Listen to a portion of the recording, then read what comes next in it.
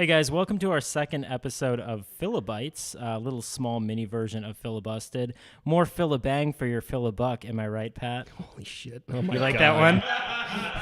That's good. We are going to continue I'm on... so filibothered by this. That Fili breaks my heart. Oh. I can keep going. Filibite me, both of you. Filibust your face.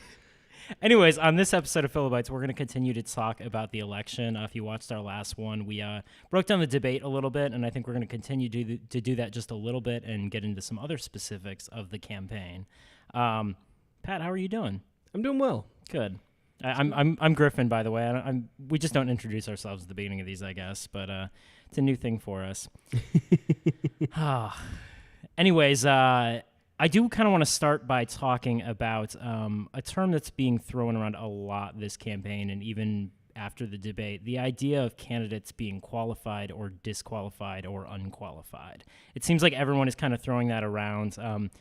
There was a lot of it being directed between the two Democratic candidates. It's happening a lot with Trump now. Gary Johnson has been declared unqualified after being able to not name world leaders or remember the names of foreign cities. So my first question to you, Pat, is who is actually qualified to decide whether or not a candidate is qualified? I mean, really, it has become kind of a buzzword that's just thrown around for people. It's something they can kind of latch on to and kind of justify their concerns about particular candidates. Because really, if you're just being technical about it, the qualifications legally to be president of the United States are pretty simple. 35 years of age, naturalized citizen, et cetera, et cetera. So you really don't have to legally have any qualifications to be president of the United States for the most part. But, people have come to expect a level of, education, perhaps, or maybe a certain level of experience, a certain level of instant recall of specific events, things of that nature that they can use to, indicate for themselves whether or not someone's qualified or unqualified.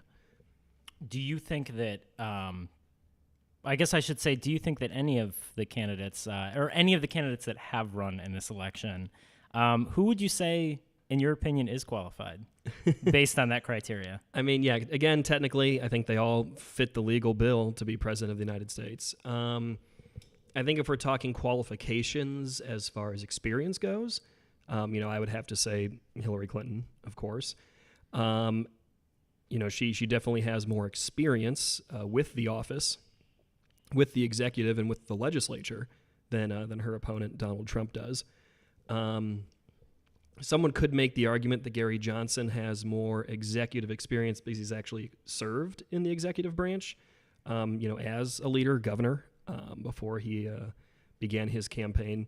Some people might make the argument that Donald Trump is qualified because he's a businessman, though I would pose to those people that running a business is much different than actually running a government or any public entity for that matter.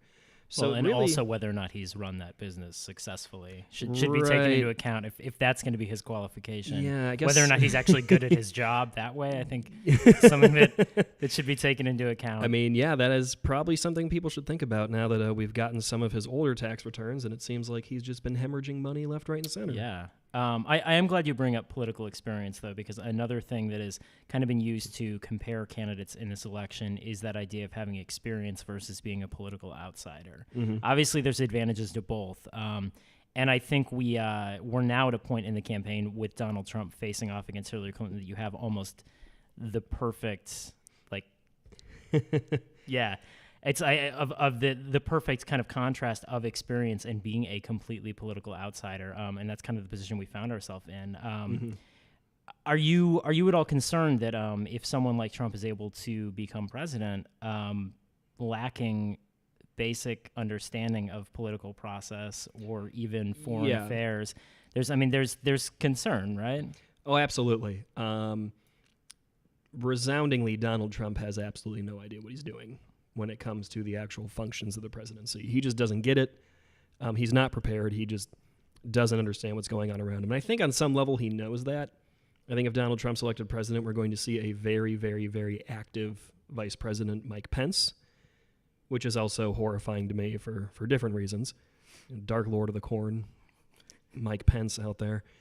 So yeah, I do fear that Donald Trump actually doesn't have any understanding of the office.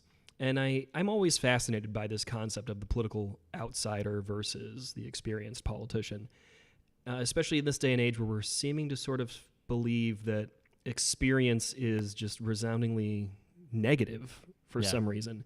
It's almost like we've decided that anybody who's part of the establishment, anybody with technical expertise, is not to be trusted. And that's a kind of a frightening thing for me, because that effectively disqualifies, in the eyes of many Americans, the entire body of institutional knowledge and classically trained political scientists and politicians out there from being president of the United States. And that's kind of a horrifying thought to me. Well, I think that at least what a lot of people view that as is the idea of experience being a negative thing is with experience inevitably comes political scandals, comes different transgressions while serving in office. We've seen a lot of that being directed at Hillary Clinton, especially with the email scandal. On the other side, though, Trump is even experiencing some of his own political or social scandals with the ways he's treated different employees, the way that he's addressed certain world leaders. It's just something new every day, basically.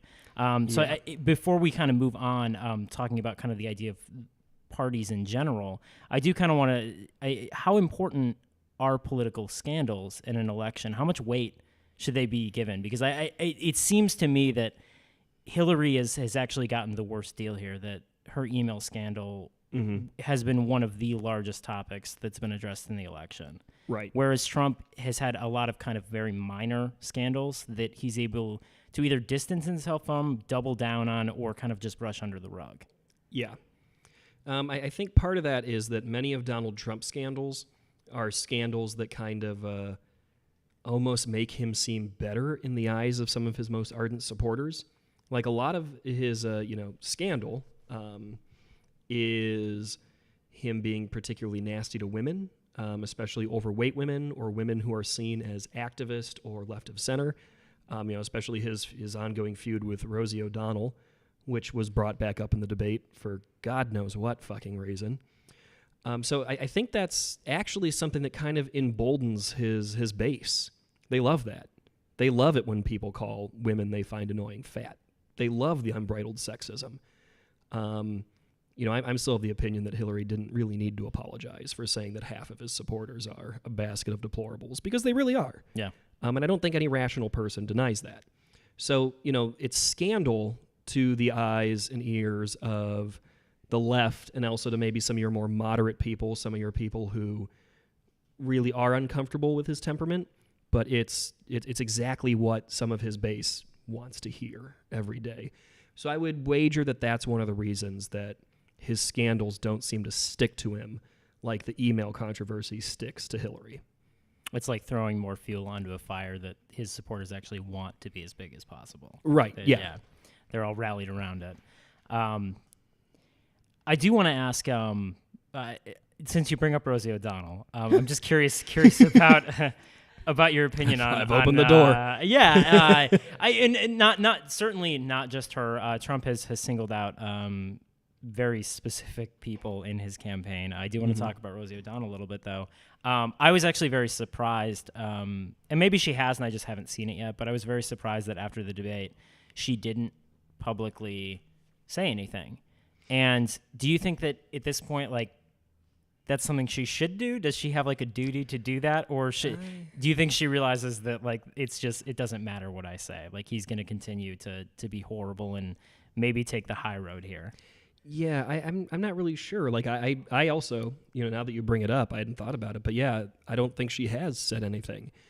And yeah, she might be of the opinion that it's a waste of time to say anything about this. She might also be of the opinion that, she just might be making it worse by responding, because she knows that, his supporters hate her.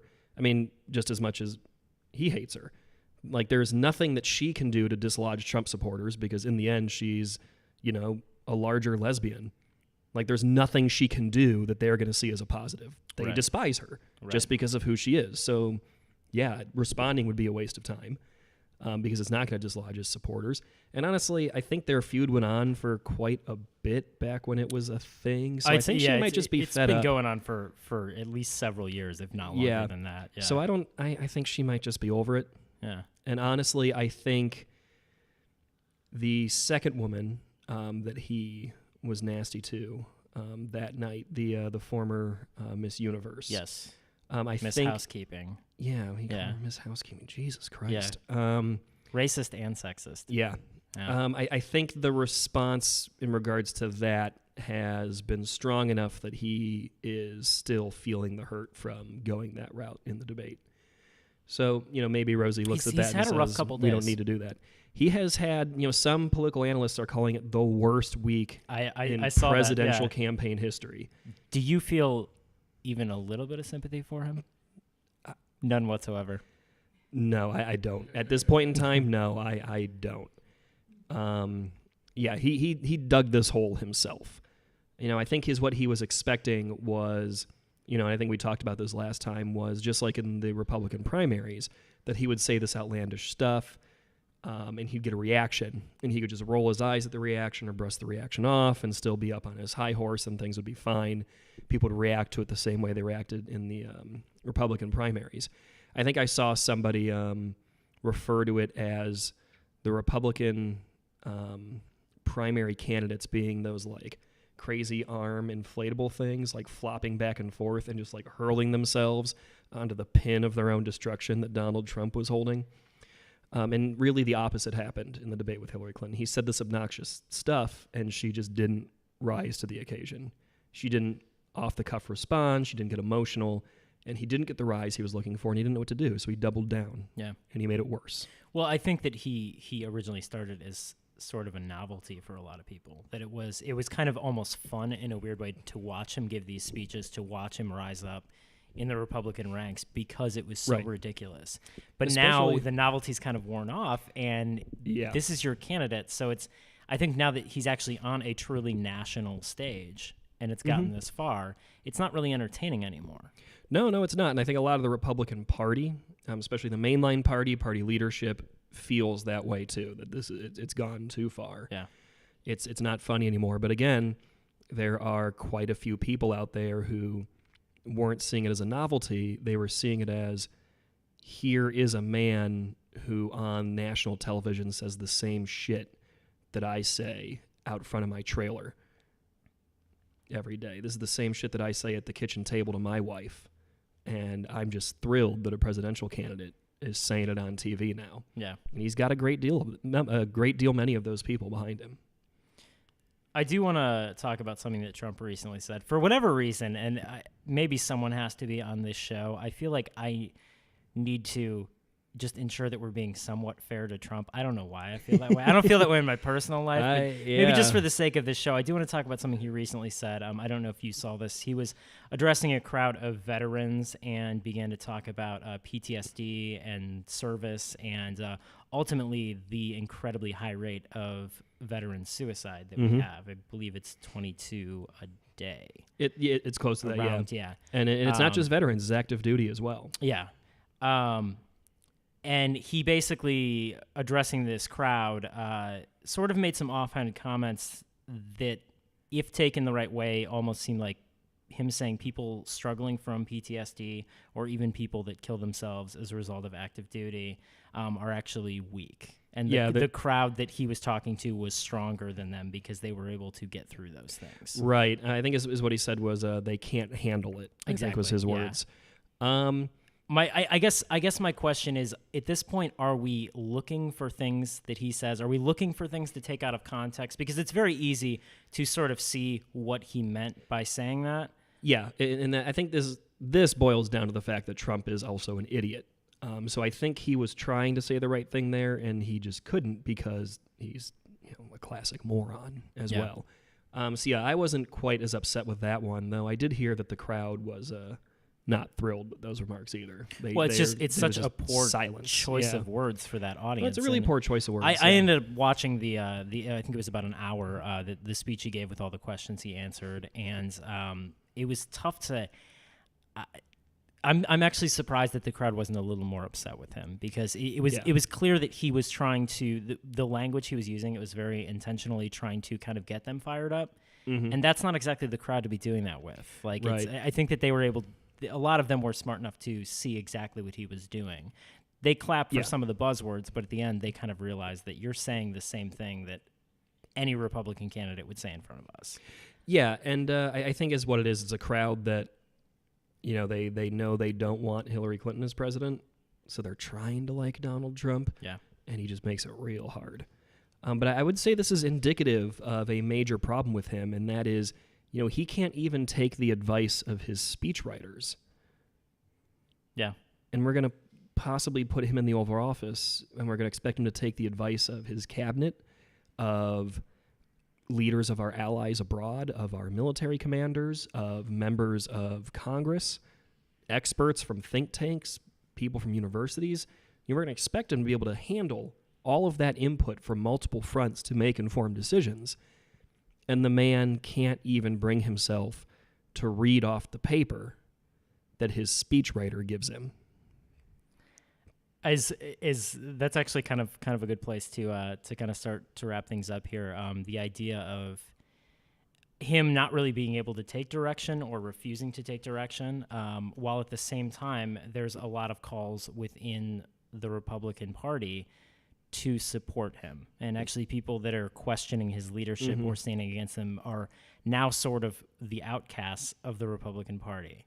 My question is, do you think that elected Republicans, do they have any obligation to support Trump at this point for the sake of their party?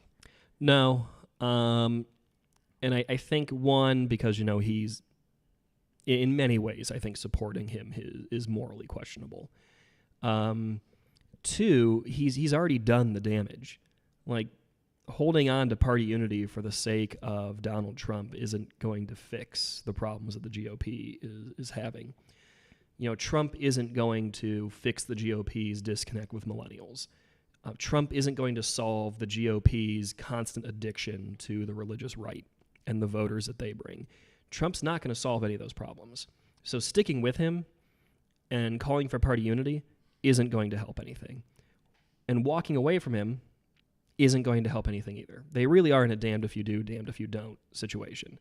You know, because they can either vote for Hillary, who has been the target of, you know, like 30 years of concentrated GOP assault, or they can support the guy who is literally destroying the GOP from within. So I don't think they have any moral obligation to support him. I can see the quandary that they're in, though, and I can understand why there's hesitation to turn their back on him entirely. Well, it's almost like it seems like the situation they're in is their best chance for keeping party unity and moving forward is actually to have him lose the election, but not lose it in a landslide. Because you don't want to totally show a weakness to GOP principles and what they stand for. But I really don't think that it would be tough for me to see, because what you talk about with him not being able to follow speeches, not being able to take the advice of people, certainly if he was president, I can't really see him being able to work with anyone, work with the Senate, work with anyone to create any type of unity. I actually, like, it seems like it would be more detrimental for the party if he actually does win the election, because then he has 4 years to continue to just break apart the party.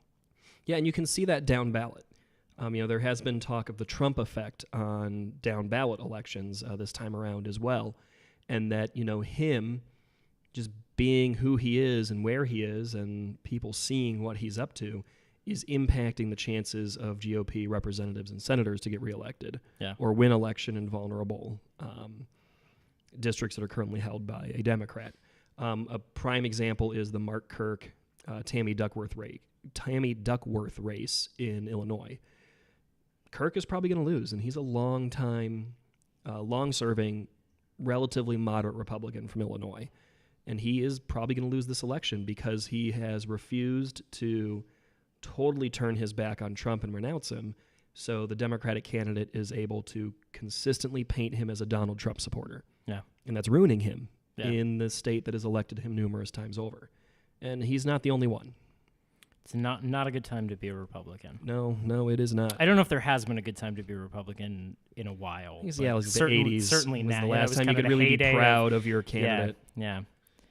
Well, I think that's probably a good place to wrap up this episode of FiliBITES. Any last thoughts on anything you've seen in the last few days? Not actually. I really want to talk about Mars for a second. I know I tried to sneak that in the last time. We didn't get to it. We could just do it. We could do another one right after this one. Okay, that sounds good.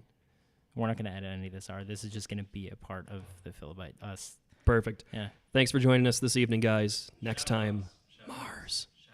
Oh, also, after Mars. we will on election night we will be doing a live version of FiliBUSTED at Shadowbox Theater.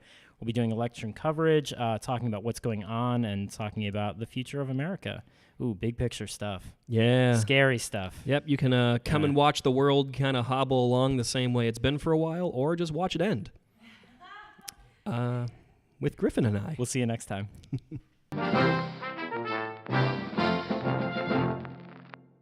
Toddlers should not have guns.